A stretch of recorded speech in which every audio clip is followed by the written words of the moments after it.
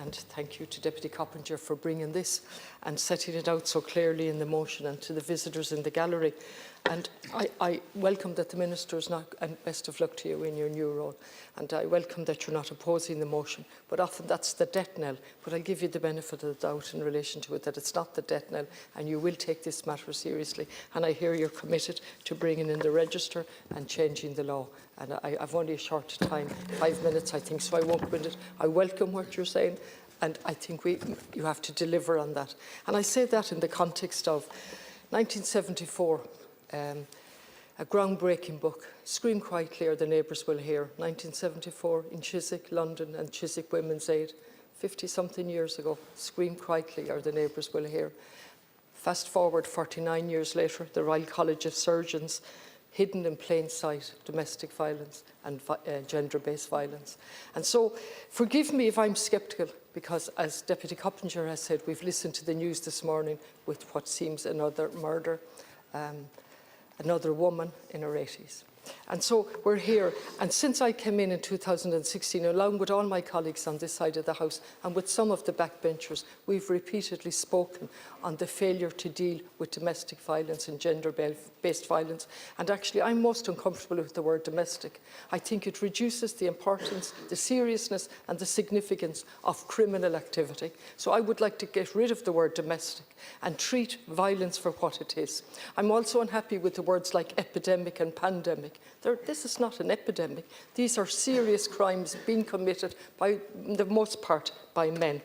And so over the last number of years, since 16, we fought and pushed the government. So my worry is there's been no proactive action on behalf of the government. It's all been reactive, pushed from the opposition, and we've been pushed from the organisations on the ground. Women's Aid in particular this week have come out, and I'm going to come back to that in a minute. But we've been pushed to push the government. And so you did produce a number of reports, finally, before you got the zero strategy. And what you produced was, the TUSLA produced an audit of refuge services, completely inadequate. And then the department did a review of the structures and services there. And what did they say? They said there was an absence of data, an absence of funding, fragmentation, gaps, deficits. That was 21 or 22. So 1974, Scream Quietly or the Neighbours Will Hear, and fast forward to a report telling us lack of data, lack of funding, deficits and gaps completely. And all of the time the numbers for violence increasing and increasing,